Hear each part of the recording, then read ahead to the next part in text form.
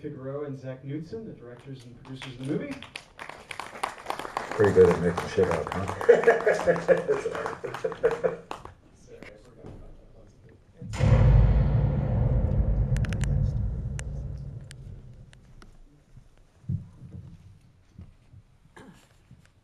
Thanks for coming out, guys. Even though we ended like Lord of the Rings like 50 times. Yeah, thanks for sticking around. You can imagine we had so much footage that hit the cutting room floor. We tried to sneak in a little more towards the end and show a few extra stories. So tell us how you guys first got involved in this project. Where did it originate? One of the producers, Ken Plume, actually used to work for IGN.com, and Ken interviewed John and did this epic like 4-hour interview with him, and he transcribed the entire thing. It was like 70 pages long. And one day I was talking about something like The Big Lebowski came up. I said, you know the guy who directed Red Dawn is actually the basis for Walter and The Big Lebowski? He goes, yeah, I wrote this article, blah, blah, blah. And he sent it over to me, and kind of in the 70 pages was the blueprint. I was like, this guy did all these amazing things and wrote all these amazing things and knows all these amazing people. Has anybody done a doc on him? So Joe and I went nuts on the internet, like, please, nobody's done this, please, nobody's done this.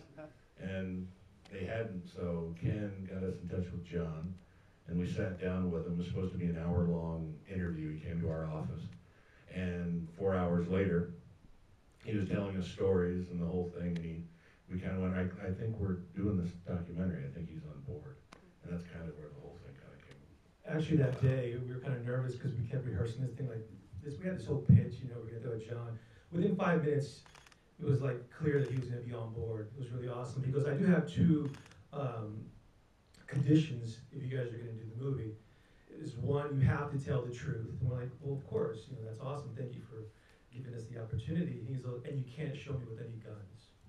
At that time, we're like, you guys have now seen the documentary. At that time, we're like, okay, that's cool. So we started digging into getting photos and some of the research, and I'm scanning photos that I got from one of his ex-wives, and 9 out of 10 of them he's holding some kind of firearm. So I had a conversation with Zach, and I'm like, I don't know if we're gonna be able to do this without showing him with a gun. At that moment, we looked at each other. He goes. And we're like, not only is John one of the greatest storytellers of his generation, he's also a fucking jokester. And we look at each other, he's probably at home laughing right now. Laughing his ass off. And because he knew it, he's like, they're never going to be able to find a picture of me without a gun. And it was true. So you guys really got basically the most successful American filmmakers of the past decades. Yeah, it's kind of awesome. But I mean, at what point does the project get that kind of credibility? Well, we kind of self-financed this thing, and we were going slow because we were paying for it ourselves. We were working other jobs, so in between jobs is when we get kind of interviews. And then we kind of figured we needed to get that one big name. You know, if we get that one big name to come in, then all the others will kind of fall, because they'll be like, well, if he's doing it, I gotta do it, kind of thing. And that's kind of what happened, right? Well, yeah, it was one of those things when we first started. We're just trying to gather any interview we can get local, because if it didn't mean traveling out of the state, because like Zach said, it was on our own dime at that time. Then we can just do it. But it got to the point where, actually, I'm sorry, before it even got to that point, we were sending out requests to all these filmmakers, and as you can see, they're like top-notch filmmakers in the industry, and we're not just putting these famous people in there just to have famous people. It was like they all had something to say. But no one was really committing to doing the project, maybe because they felt like it wasn't a legitimate project, just two dudes with a camera, which realistically is what it was. That's exactly what it was. Doing this documentary. So our strategy was, let's get two big names, and hopefully the rest will follow. And we ended up landing George Lucas and Schwarzenegger in the same weekend. So now, when we send out a request, the response was, "Who else is in the film?" And we're like, "Oh, we got Arnold Schwarzenegger. He was still governor, so that was a big get. We got George Lucas. We got Bob Gale, and I go, okay." So it was never a no. It was a matter of time and scheduling it. That's why this project took over 5 years to make, because a lot of that was just waiting on people to commit. like Scorsese and Eastwood and a couple of those filmmakers took like a year to sit down with. Yeah, Clint was like 3, because all of a sudden Clint decided to go on a tear and just continually make movies. So we'd call up and say, oh, we'd really like to get Mr. Eastwood to do an interview. Sorry, he's in production. I'd call back a couple months. Really like to get Mr. Eastwood. Sorry, he's in post. Okay. Call up. Really like to get Mr. Eastwood. Well, he's in prep. And we did that for 3 years until finally it was like, okay, he's got 30 minutes this day, come on down. And it was awesome. And that's kind of what happened, was just trying to figure out people's schedules, you know. But that strategy definitely worked. It legitimized the project, and all of a sudden we're up and going and just rolling, and it started moving a little faster. And at that time we were still self-financing. And a friend of ours, Scott Mosier, who we worked with before, he's a producer. He went and found some other producing help, and from there we got a little financing, and then that allowed us to travel outside of the state to get some of these interviews and see John, some of his friends who are back east, etc. So it kind of pushed the project in a quicker way for us. And lots of cocaine. I'm just joking. Everyone was quiet for a second. Yeah, it's like, oh my God, cocaine. We're independent filmmakers. We don't have cocaine money. Since there are so many big names in this, at what point, and so many of them are going to be hard to schedule, at what point do you kind of put some limitations on how long you're willing to dedicate to making it? We really didn't. It was, I mean, the sad part is we kind of had, so I'm trying to figure out a nice way to put this. I mean, because of John's stroke, this is kind of what happened. We were supposed to interview John. The footage you see of John in the movie, we didn't shoot. We actually found that footage. We were in New Jersey shooting a show for Kevin Smith, and we were supposed to go to upstate New York to interview John that week. And we got a call from his son as we were driving up, and his son said, go home. I'll call you next week. I'll let you know what happened. So we said, okay, fine. Got a call from Ethan saying, my dad had a stroke, and it's bad. So we kind of played it like, oh shit, because at that point, we'd gotten to know John as a friend. You know, it's like, I'd have 3-hour conversations with him on Sunday afternoons. So it was more about, we didn't care about the documentary at that point, we cared about John himself. So we put the documentary on hold for about 9 months, and he was in upstate New York. After that, he came back out to LA, and he wanted to have a meeting with us, so we went to Shutters in Santa Monica for brunch, and he was checking out the surfers and digging the whole thing. But he wanted to continue, that was the whole point of it. He wanted the documentary to be done, he thought it was important. Well, during those 9 months, we kind of had a lot of time to plan and to go through the footage and see what we wanted to do. And because friends knew about John's stroke. Stephen was very instrumental in getting him the right help and the right doctors and things like that. So part of the thing too is I think once a lot of people knew about the stroke, they were like, well, yeah, I'm doing it. I'm getting involved. I want to do this. And that kind of, it sounds horrible to say, but it really wasn't, because all John's friends were actually pretty great about it. But I think that was actually definitely something that propelled them to saying yes faster.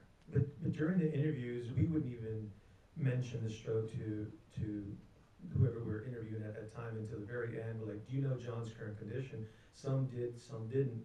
We didn't really want to exploit his condition, but we definitely wanted to show in the film, because part of the idea behind the film was to kind of reintroduce John to not just a younger generation of filmmakers who should know what he's contributed to cinema, but just to kind of give him his credit where credit is due. You know, he has contributed so much to the industry, and in our opinion is probably one of the greatest storytellers of his generation. So we didn't want to exploit the stroke, but we definitely wanted to show his current condition, and that's one of the things we kind of fought with him. That's the only thing he really was like, I don't want to be shown in that state, because he feels like he's being shown as a weak man. To us, we wanted to show that your progression of when you had the stroke and where you're at now, because he is progressing, and we're not going to exploit that you're just like, oh, poor stroke victim.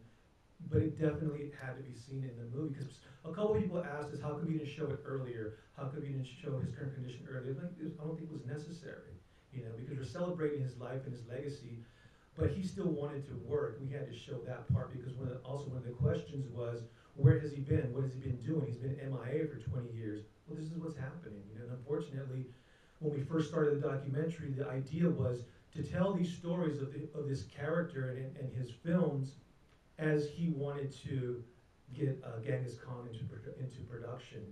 And our big idea was like, yeah, he's gonna shoot in China, and our final shot's gonna be this amazing shot of John back in the director's chair, and he's gonna yell action, and he's back. Our last shot is his first shot. Awesome, you're brilliant.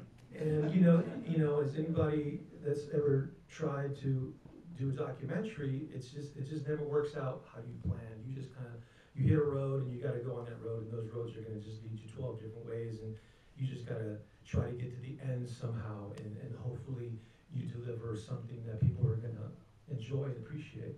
There's a really long answer to your question. Speaking of complications that can We're used to working with Kevin Smith. You ask him one question, he answers it for 3 hours. Speaking of complications, with something that's so dependent on so many difficult schedules, tell us a little bit about some problems you might have had. Just, obviously you're not making this 24/7. You have to schedule these things in a way that makes sense for them and for you guys as well. Were there people that you couldn't get, or things that sort of threw you for a loop because they had to be rescheduled at the last minute? Fortunately, there weren't many people that we couldn't get. Somebody who we couldn't get, I should say the one person that we couldn't get, after you look at the cast list, Quentin Tarantino. Quentin we really wanted, but Quentin was doing, he was finishing up Inglourious Bastards, and then we were doing something else, and when he was free, we weren't. And then when he was doing Django, the big thing was, because in between the time of his last movie and the new movie, his editor, Sally, had died, and he was really close to Sally, and he wasn't doing any interviews whatsoever.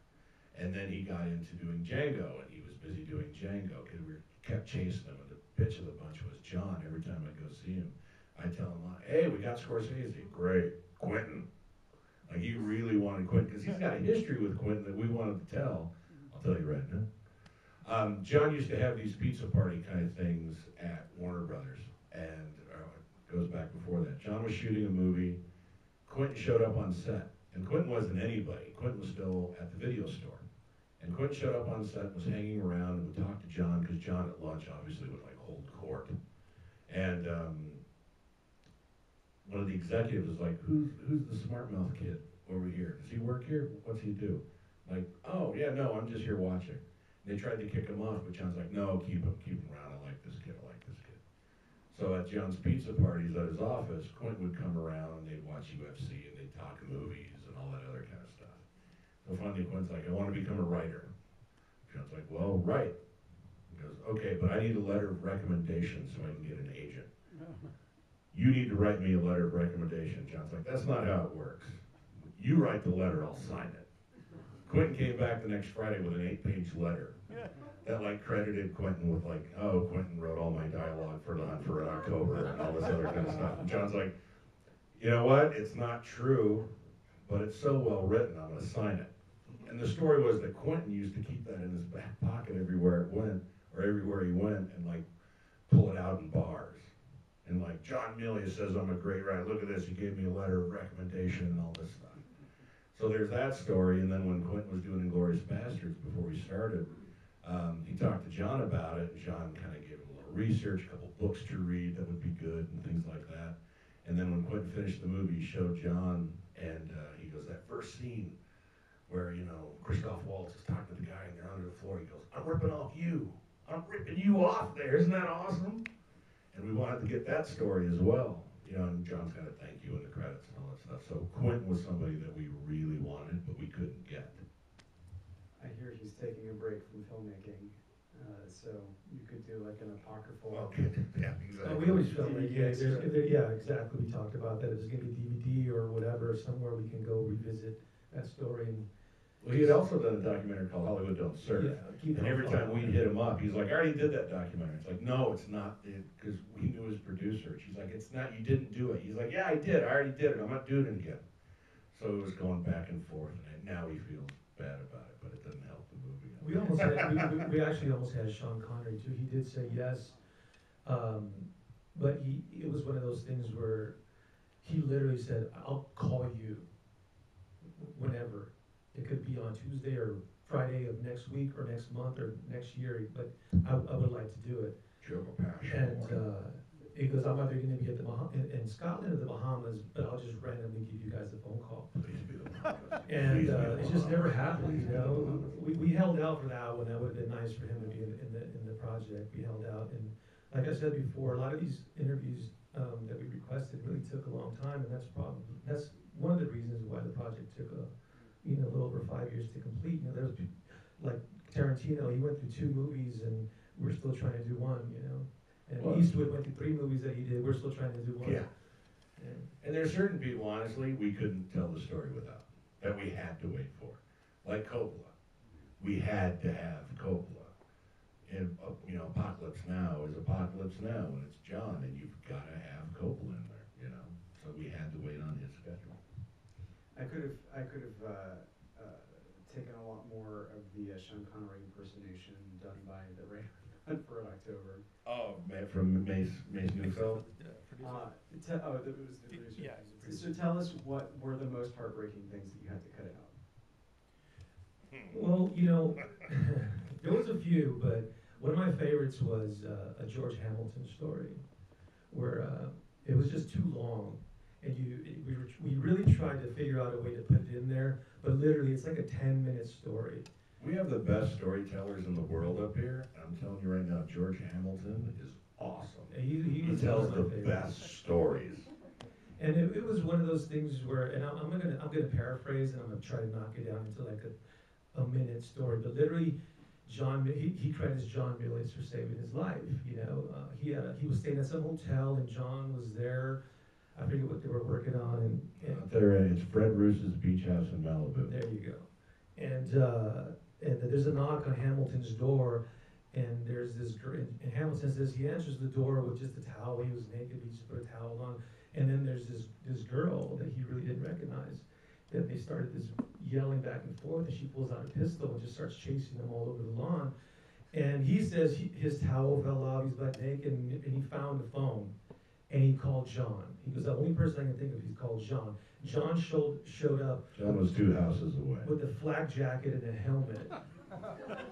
And he yelled at the girl, and he says, "This lawn is remote detonated," and freaked her out, and then literally saved George Hamilton's life, according to George Hamilton. Now, Because that story Hamilton is at that point was able to jump buck naked across the line and or across the lawn and give her a linebacker knockdown, and they kind of got her because evidently she was completely whacked out. now whether that story is true or not. I love that story, and I will tell that story all day long. I love that story. Right. We actually were thinking of starting Milius with Hamilton telling that story. Literally said, John Milius saved my life. But literally that would have taken 10 minutes. We were trying to find cuts here and there, how to condense it into even like a 3-minute story. We just can't. When George Hamilton talks, man, you just want to hear him talk all day long. And there's a section of the story that I really wanted to tell because it was one of the parts that really kind of fascinated me. Because I'm a total, probably everybody in here, I'm a movie nerd. And Margot Kidder and Jennifer Salt had a beach house. And when these guys had just gotten out of college and just gotten their first jobs, they'd all hang out at Margot Kidder and Jennifer Salt's beach house. I mean, it's like there were pictures, and Spielberg's actually got 8mm footage of John, Steven, Scorsese, De Palma, all these guys just hanging out at the beach house, bullshitting at a party. I mean, it's just, and what they would do is, John said they were all there, he was there picking up chicks. You talk to anybody else who was there, it's like, John never got a chick there. All the guys would sit around in the corner while everybody else was getting high or drunk or having a good time or trying to get out. All those guys were talking about their next projects. They were all talking about movies, how this, how to do that. And they had a New Year's Eve party, and everyone was there, and it was just before everybody exploded. And it was New Year's Eve, and 12 o'clock struck, and all of a sudden, in the middle of the party, John pulls out his .45. And they're like, what are you going to do with that, John? He goes, it's got to be done. Boom, boom, boom. Fires off 3 shots at midnight. Scares the shit out of everybody. And Spielberg's got got the footage. He shot 8mm footage of it. We were like, could we please get that footage? We were this close, actually. He actually was going to give it to us, Close. and changed his mind the last minute. That was a hard one to accept. We even thought about animating it for a minute, and I was like, it's not going to have the same impact. And the reason we really couldn't tell that story in the film was because we needed more people to tell that story. You know, we had one. I mean, Margot Kidder, she admits that, you know, she's like, this is what I remembered, but she was really candid in saying, I was pretty fucking high. I don't really remember that much, you know, and we didn't have enough people to kind of give it a well-rounded, you know, tale of what happened at those parties. And some people really didn't want to talk about it, to be honest with you. They felt like, that's for us to keep. Yeah, it's kind of, that's our story. You bring up a really interesting dilemma, though, is filmmakers. You hear this great story from George Hamilton, and you're probably, as it's going on, you're probably trying to figure out if it's going to be something you can edit as it's going along. Is there, you know, how do you approach salvaging something like that, knowing that it's going on? Is there any opportunity to ask him to tell it again in a more concise manner? Not at that point. And me as the editor, because I cut the film as well, there were certain, Scott Mosier, who's for most people Kevin Smith's producer, and he also did, you know, Good Will Hunting and things like that. Scott's really great in the editing room. He's outstanding in the editing room. And he had this line that I still use, it's like, sometimes you gotta kill your babies. If the story you love and you love it and you're going to shoehorn it in there somewhere and it doesn't fit, you're going to know it and it's got to come out. And sometimes there's a story you love that works beautifully, but you got to cut it out anyway because it doesn't serve the overall picture, because you're constantly kind of looking at the overall picture with this thing. You know, it's so things like that, when you get that story, or if there is somebody and you do love that story, like Brian Singer was awesome. Brian Singer says that line where he's like, you put me in a room with a pen and a piece of paper and I can kill everybody. And he just sits there. He did that 3 times for us because he knew we wanted it. He was like, because he kept stumbling over a word, he goes, let me take that again. If you put me in a room with a pen. If you put me in a room with a pen, it was like, yes, he knows how to do this shit. You know, it's great. So certain people know how to do it. You can try to walk people back into it. Like the story we have in there that George Hamilton tells now about the girls with golden guns, that's a 20-minute story. And we cut it down to 3. Because you're able to get a lot of the But when you're listening when you're doing the interview and you're listening to them tell the story, it's really hard for you to tell someone, can you tell that whole thing again in 3 minutes? Because you really want to respect the time that they've given you. You know, you're like, okay, you got half an hour or 45 minutes or whatever. And sometimes you got a list of questions that you really want to, you know, ask, and you're not really thinking, I'm definitely using that, can you retell it? In your mind, you're like, that's an awesome story, let's put that on the selects, but you're not going to tell someone, can you repeat that 20-minute story and make it sound good in 3 minutes? You know, because you're still trying to knock off these questions. And in a case like Arnold Schwarzenegger, you know, that was one of the scariest things that ever happened during the interview. Was he gave us a half an hour, and we had set up, and he was doing some PSAs in the room next door, and those PSAs were running long. And his assistant finally comes back when he was getting ready to do the interview, and he says, "You got 5 minutes." And I was like, "That's not going to happen, dude. You know, I can't do anything in 5 minutes." He goes, "You got 5 minutes." I'm like, "Listen, you have to understand. I have to mic him up, focus camera, etc. You know, just prep." And I just killed 3 minutes explaining that shit to you. And he was like, "You got 5 minutes." Arnold walks in, he goes, it's okay, we'll go fast. Rolled off like 10 questions, and we went back and looked at the footage. It literally was an 8-minute interview. We used pretty much every 7 minutes and 43 seconds Yeah. are in the documentary. So there was absolutely no way to go, can you repeat that? But there was a time, but one of the things was we wanted him to say, quote one of the lines in Conan Barbarian.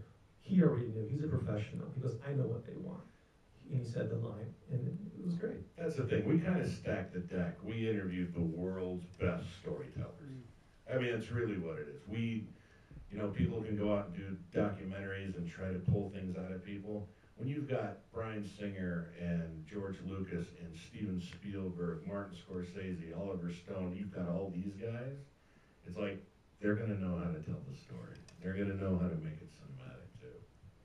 But at the risk of just letting them go on with their story, what kind of practical advice can you give about sitting down and interviewing people so that you're getting usable content? Arnold being the extreme opposite example of someone who knows that you need small, entertaining. It's all on how you write the questions. You have your top 5 questions. Like, I definitely need to get something from this, and then you have a few more questions that are like bonuses, and then you got your cherry on top questions.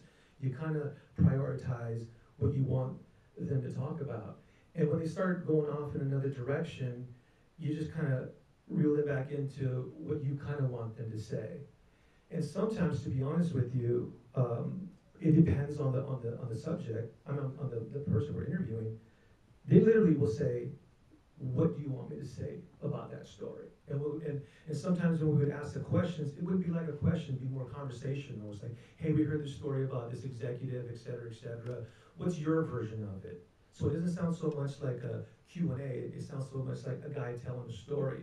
That was our approach with our questions. It was more conversational than anything.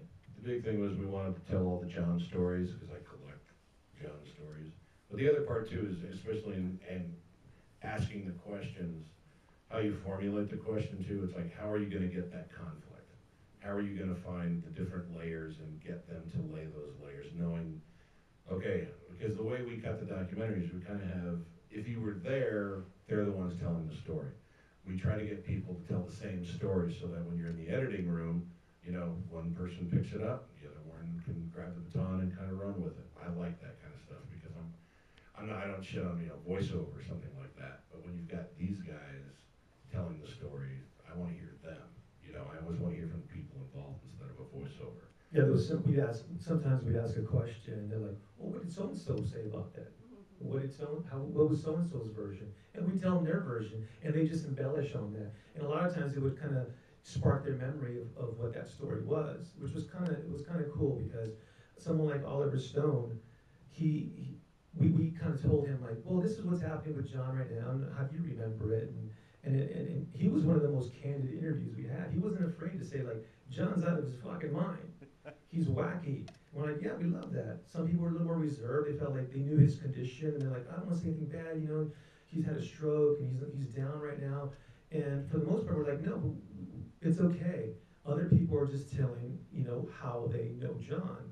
And some people think he's crazy. Other people think he's something else. And for the most part, Times he was. for the most part, everybody was pretty candid. And there was really not much coaching going on, but there was definitely times where we kind of like reeled them back into a certain subject. If it sounded really interesting, we're like, let's keep going with that. Some of these other questions are just, we're going to use. To go back to what you're asking, there is times where we're just kind of like, that's no good, that's no good, that's no good. Let's go back to that. Or there's other parts when you're in the editing room yourself. And since we had time on our side, because this was 5 years we were doing this thing. So if there was a certain section I needed somebody to say something, Joe and I would try to figure out the correct sentence in order to get somebody to kind of tell that story. Or if we could get them to tell that story, we need this piece. We'd kind of lead them into the story and say, "Could you kind of pick it up from there?" And they go, "Oh, well, sure." And they'll grab it and kind of run with it. So we had the luxury of time to figure it out as we went along. And then sometimes it was just sitting there trying to construct the right words. Like Joey had a question that he would always ask at the end of the interviews. It sounded horrible, but the answer that came out of it was brilliant. What was the question? I know that I forget. Because every time you'd ask it, just like, "Oh shit." No, one of the last things I would ask was, when somebody watches this film, what would you want them to take away from it? Almost like, what's your last words? What would you like someone to walk out of the room or the theater thinking about John Milius? How would you like him to be remembered, his legacy, etc.? And the quick version was, what would you want them to take away from this movie? And that question literally got like a 10-minute answer sometimes, because they really wanted to express in wrapping up how they felt about John, his work, his legacy, etc. And that helped us in the editing room because it helped button up a lot of things. Yeah, because I always thought the question was sort of It's very cliche. kind of cliched and self-serving for the doc and everything, but I didn't care because the answers that would come out of people, and some people would just, you know, they'd go, oh, well, I really want John just to, you know, everybody to love John. Well, that's boring as shit. And then you get other people like, you know, Matt Weiner, who just give you an hour and you're just like, tell me more, because he's awesome to listen to. But every answer was different. There was not a standard answer, and that's why I love that question. It was always different. Because you guys formed a friendship with John, and you're hearing a lot of material that, you know, could be kind of, you know, sort of interpreted poorly, especially if, you know, there's constant references to like sort of the liberalism of Hollywood. How much were you taking into account how John was going to like appreciate the representation of himself? I mean, we told John when we first, before the stroke and everything, that when you see this doc, if there's not a couple things in there that you're really upset with us about, we kind of failed. Yeah. You know? Because it's big fluff pieces. It goes back to John telling us at the very beginning, you guys have to tell the truth. So the really nice thing about that was he from the very start, he gave us creative freedom. He gave us final cut. He let us do what we want. Even there was a couple times when he first saw a rough cut, he loved it. But prior to that, there was some times where he fought on letting us shoot him when, you know, in his current condition. That was a little battle. You see, he didn't know the camera was on. Until I just pulled the camera out and kind of hit it. It was on my knee. That's my wife in there talking to him because he knew her before he knew me. So I'm just kind of recording. And I was like, all right, we're going to shoot this, and if he doesn't like it later, we'll deal with it then. But we had to get some of that footage. We showed a rough cut because he'd been wanting to see something. So again, we're sitting there strategizing, how do we do this without him freaking out and going like, this is shit. You have to get rid of this, get rid of that, get rid of that. And that was going to be a battle that we didn't want to fight because we really were at a point where we got accepted to South by Southwest to premiere there, and we had weeks to finish. We literally delivered 3 days before it screened out there. So we were kind of like pedal to the metal, but John had to see something, and we showed this rough cut. We were already working on another polished cut, but he had to see something. So our strategy was, again, let's invite some of his friends. Like, how do we do this? Sam Elliott came out, and, you know, Sam Elliott, Randall Kleiser, guys we knew, because I kind of kept in touch with a lot of these guys while we were shooting, and, you know, they were, all of John's friends also were very helpful in setting up other interviews. We do an interview and we get 2 more out of it. Our original list was like 12 people. We shot 65 interviews. So we invited Randall and Larry Gordon and Sam Elliott and these guys and said, come out, see the movie. It's a rough cut. What you're going to see, want to get your opinions on it. But John's going to be there. We kind of really want you to support John because it's probably going to be a bit of a raw nerve at the same time. So those guys sat around John, then we invited a couple guys from Haven, and we sat and watched the movie. And John's just laughing and laughing and laughing, you know, because for the first 40 minutes, it's all happy-go-lucky. Then all of a sudden we start telling stories about how John's best friend and manager took all his money. You know, most people don't want that out there. I wouldn't want that out there. But John is saying, you're going to do a documentary on me. This is tell my story. It's part of his story because that led into something else, you know. So it was a bit of a raw nerve. I think, you know, we've done a lot of screenings, and I got to tell you that one I was the most nervous. We were in the back, and my heart was pounding. I'm like, oh God, he's gonna hate it. When he sees himself towards the end, he's gonna say, lift it. I don't want to see any of this. And then to us, as filmmakers, you're like, you want to tell a well-rounded story and a very balanced story. And if we have to lift that, it's just like getting hit over the head with a baseball bat, you know. And when that screening was over, we're going like, okay. But it was kind of cool because he was like this, sitting watching. And that came up, and he went like this, and he was like laser beams on the screen. And we're like, he's either hating it right now or he's just kind of like into it. And it turned out that he loved it. Afterwards, he's like, love, love, love. He's like, love, love. And we're like, okay, we're doing something right. Let's just move forward and finish this thing and take it to South by Southwest. Because ultimately, he's a storyteller. And he knows the story we're trying to tell.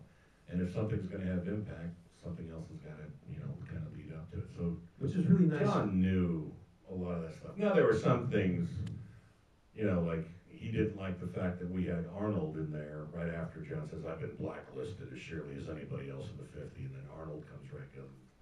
I don't believe in the blacklisting, Because he's told John the opposite. He's told John, you've been blacklisted.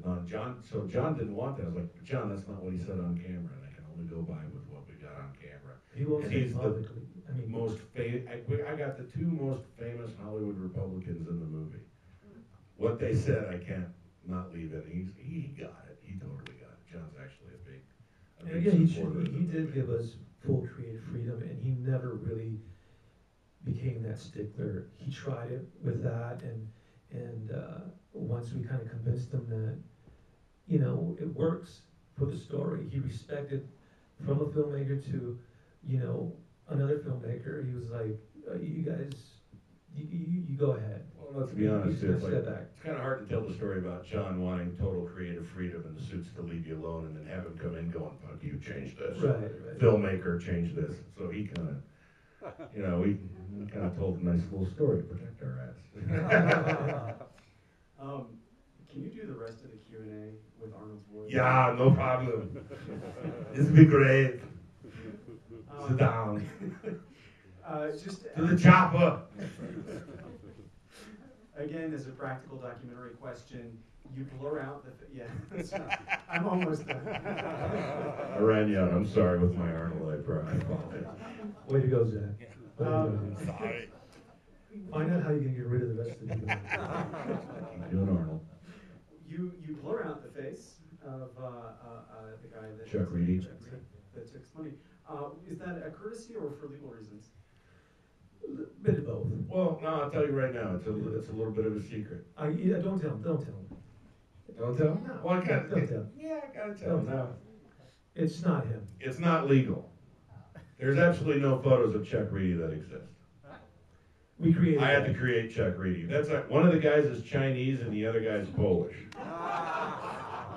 We blurred out the faces. Now, you as audiences didn't know it didn't affect your story. You thought it was Chuck. Welcome to Welcome to Hollywood.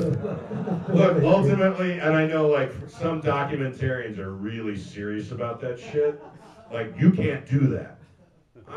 My first job as a filmmaker is to entertain you.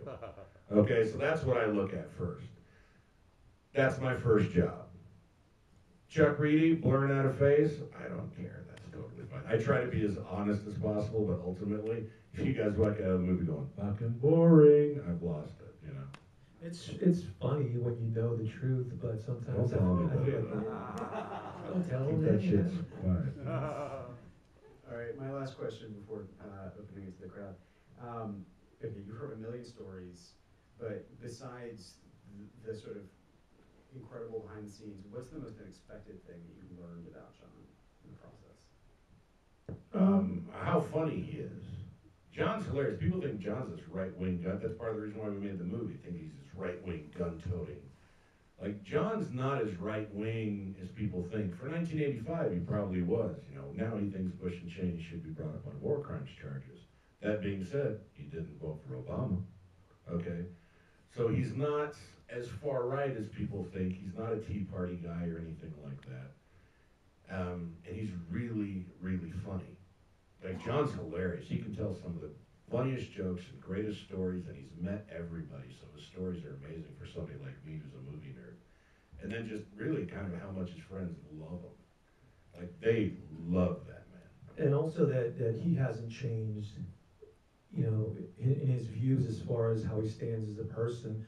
What I really respect about John and what I learned when we were doing this project was he's kind of got the same personality I have in the sense of he's kind of a throwback dude, where a handshake really means what it means, and it's kind of like your word counts for something. If I say I'm going to do something and I don't follow through, there should be consequences there as far as like just as a man.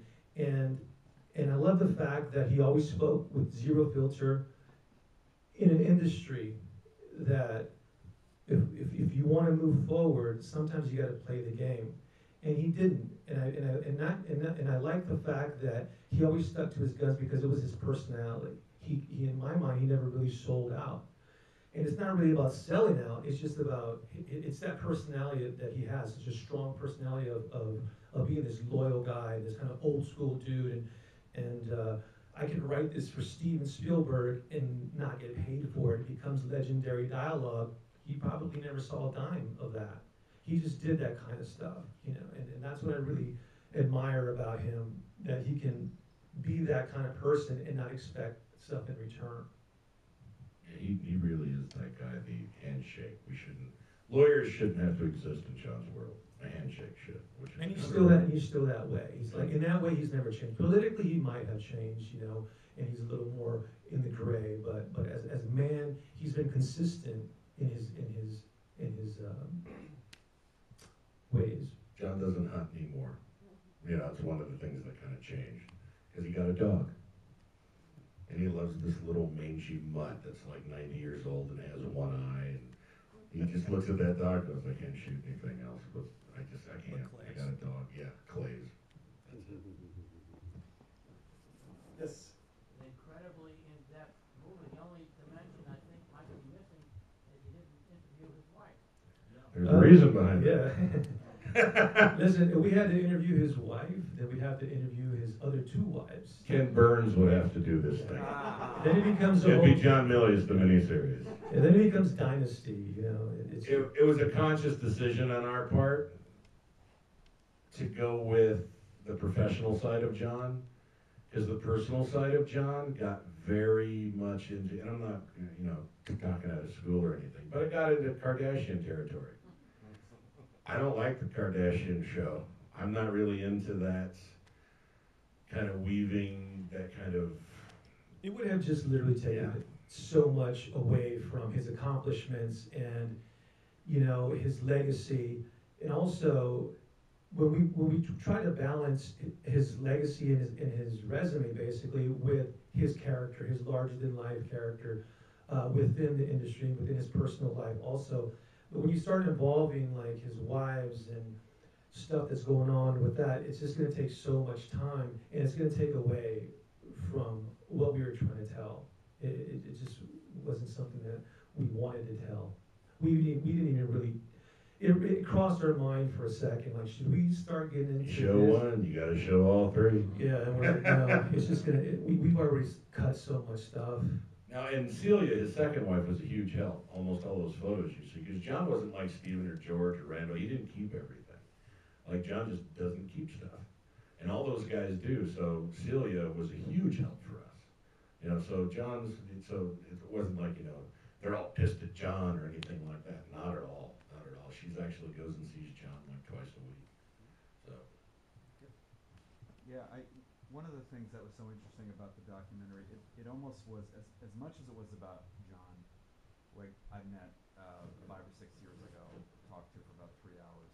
Incredible experience. That sounds. It's a short conversation It's for short, John. right? I mean, it was as much about. It's almost like it's about what Hollywood has become like today. I mean, he's such an Very much. old-fashioned, Absolutely. romantic, individualist kind of guy, and I guess my question is, since he obviously still feels Hollywood's become so corporate, boring, politically correct, the whole thing, how is it going with him as he's dealing with his, you know, the recovery from the stroke, dipping his toe back into the industry?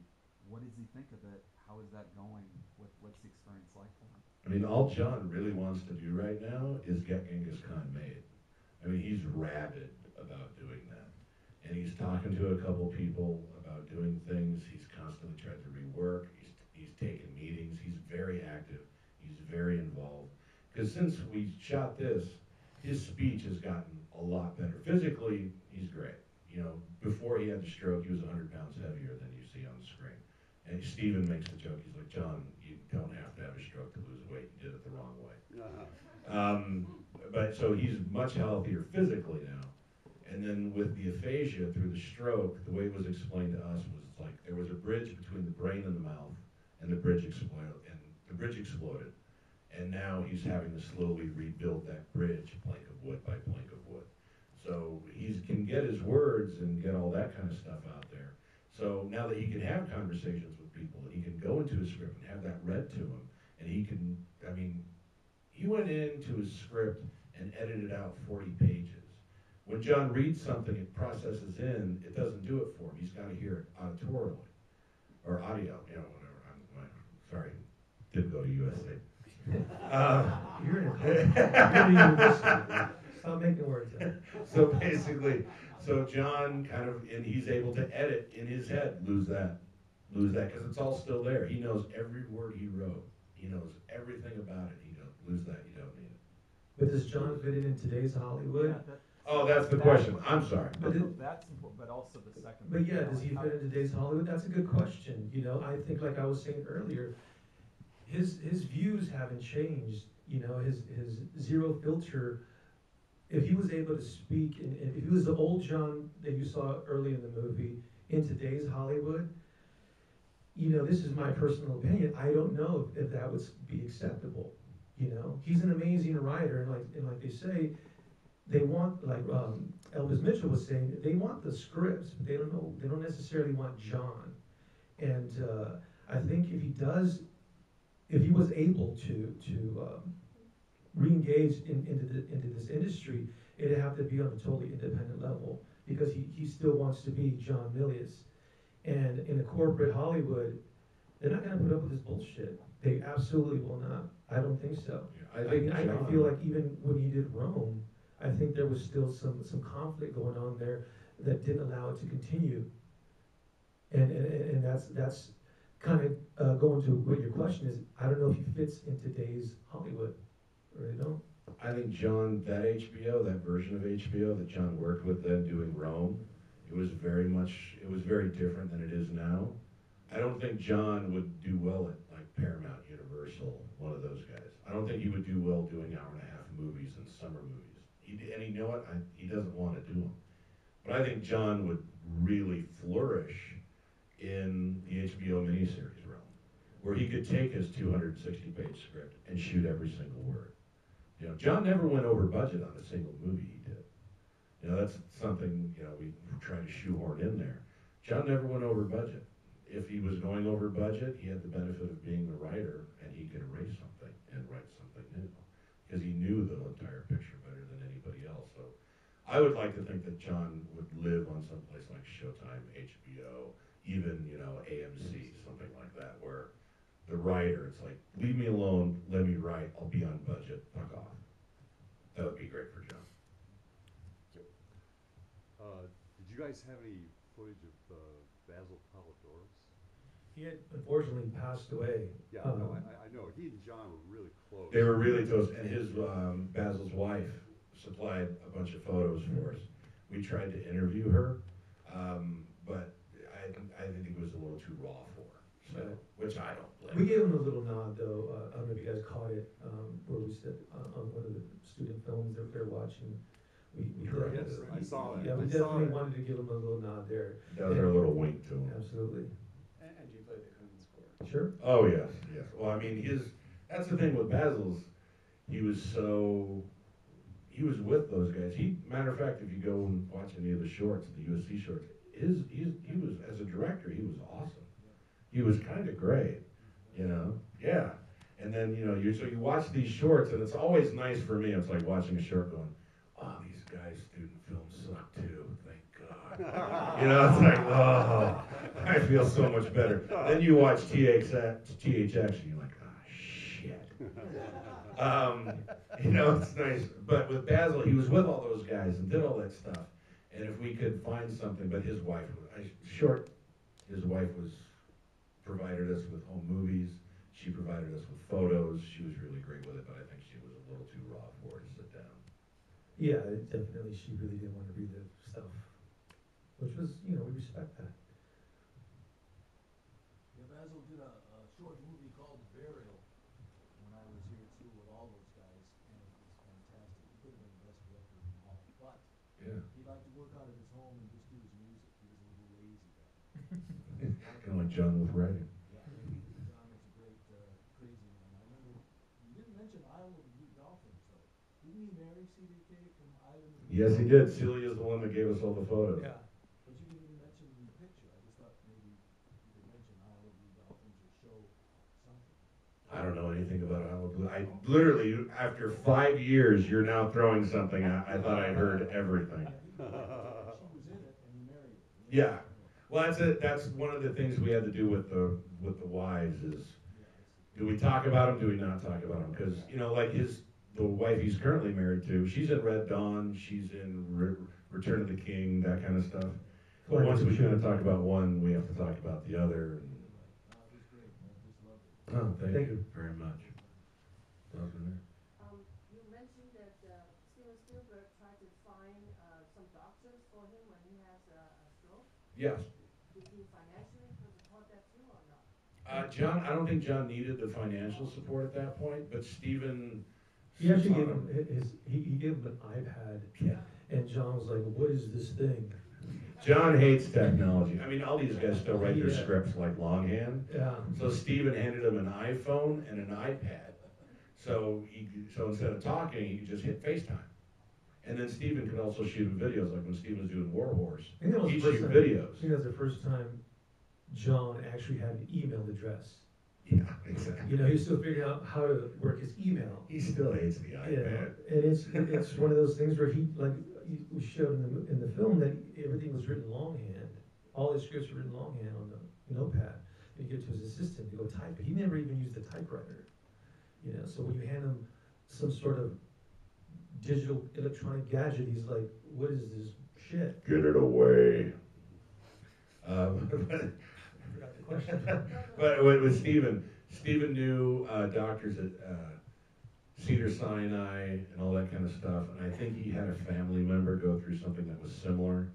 So he knew a lot of people, and those people, if they weren't the ones, they knew the ones to talk to. So John was able to get, once he came out here to California, was really able to get like the dream treatment, for lack of a better term. Well, Steven owns DreamWorks. Maybe they can make a Genghis Khan for him. That's kind of the hope, right? It'd be awesome to see Genghis Khan produced by Coppola, Lucas, Spielberg, directed by it's funny Quentin Tarantino. We had talked about this during interviews. One of the questions that we would have loved to get into, but just strategically we said that's probably not a good question to ask because you're kind of crossing the line there. You don't want to. You can only go so far. You can only cross so many lines before you go like that's probably going to be the end of this interview. Because a lot of people would ask us, well, he's so tight with Lucas and Spielberg and Coppola. During his drought of the 20 years that he was not making movies, why couldn't he just go knock or make a phone call and say, "Hey guys, help me out," or I'm broke here. I need to make some money. I need to make some movies. Why didn't they do that for him? Now that's a question that would have been interesting to follow up on, but it's also a question as filmmakers going like, if we ask this, we're not going to get anywhere, and the interview's going to stop there, and probably we won't get the following interview with, let's say, Coppola, because believe me, they all call each other. The director side and the story side wants you to ask, but then the producer kicks in and says, "I've got financiers now. I've got investors." It's a legitimate question because It's a line you walk. It's something that I was wondering too. It's like, if I had a really good friend of mine and I'm in a position to give him work or to put him to work, why wouldn't I do that? And till this day, I still wonder that. But it's just some stuff you really got to toe the line. And there are some other things that John had a project with Robert Zemeckis about a general that didn't go anywhere. So he had certain projects set up that didn't go anywhere. And then he was offered things, like John was supposed to shoot all the second unit for Saving Private Ryan. He just didn't want to go to Europe. So instead he wrote the bookend for him with the old man at the beginning, the old man at the end. And then sent Stephen what a real howitzer sounds like, or something like that, or what gun, somebody needs to use. But he did wrote 10 pages of Jaws. Oh, yeah. So Over the phone. And people still do that. Like I was at John's house 2 weeks ago, and somebody called him up saying, I need a really good line here, John. And he kind of thought about it, call you back. So then I called his assistant the next day. I was like, did John ever get that line? He goes, he thought about it for about 4 hours, and he called it back, and he gave him the line.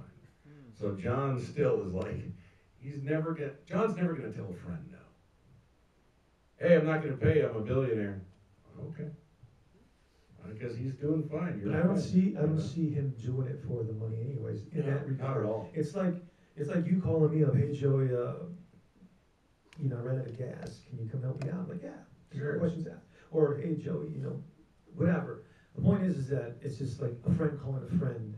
In this case, give me a check. Yeah, in this case, it's just like he's giving them this amazing dialogue that's going to be seen by, however many people on the big screen. To me, it's that same level. Like, this is just a friend. I'm doing a friend a favor. A lot of people won't do that in this town. They're just like, where's my check? And then I'll mail you the dialogue. And Stephen gave him a silver cup he had engraved. He's got at his house, and then Stephen's given him numerous guns too. It's a deer or something that says "Thank you for Jaws," and that's all you wanted. Just you recognize that Stephen recognized that that phone call. Did you get a harpoon too? That's the thing. John never kept shit. He does have the Conan sword, but he never kept anything else. All right. Last question.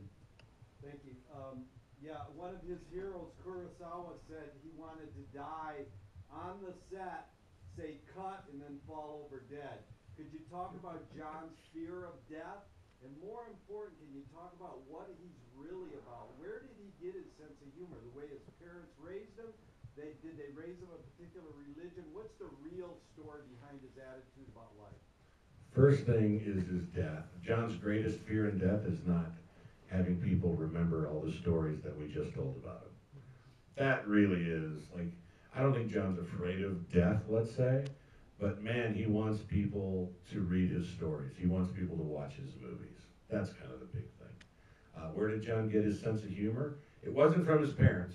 They were very straight-laced and they were much older. John's much different generation. In my opinion, it comes from him surfing. He was a rich kid from Bel Air.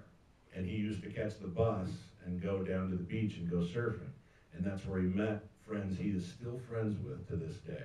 And if you've ever hung around surfers, people think they're Jeff Spicoli. They're, hey man, which kind of is true, but they're also not very liberal. They're more on the conservative side, which a lot of people don't understand. And they're very hard on each other. We usually call it kicking each other in the balls, because we can beat the crap out of each other verbally, and we do nothing but laugh.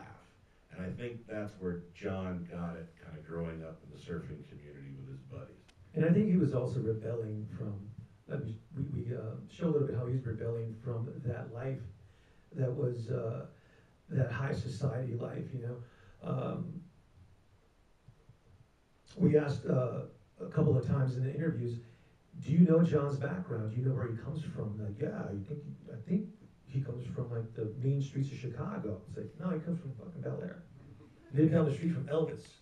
And when Elvis used to come down the street on his motorcycle a few times, and he just They played football. Yeah, he just exuded that kind of personality where you automatically think he comes from somewhere else. And I think he purposely did that because he didn't want you to think I'm this privileged kid who went to private school, etc. And just like Zach said, I think his sense of humor does come from rebelling and hanging out with a certain type of crowd. Because you can imagine if he did grow up in that high society, he'd probably been a little more uptight, Not to say that that's a for sure thing, but growing up with surfers, automatically puts you in a sense of like nothing's too serious, And I think plus if you do something funny, the story always is going to be more enjoyable for the other person.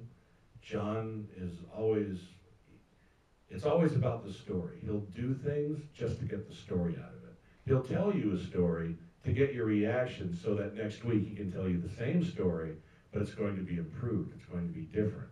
It's going to have another joke in it. He's going to end it a certain way. So the stories John has usually are funny because those are the ones he knows people are going to remember more than the sad ones. So he's kind of worked this whole sense of humor throughout everything as well, because it really is John more than anything. It's about the story, you know. Thank you guys so much for giving us a second night with this movie. No, thank you for having us. Thank you for sitting and listening to us babble about the movie. Thank you guys for coming, really. Thank you, USC.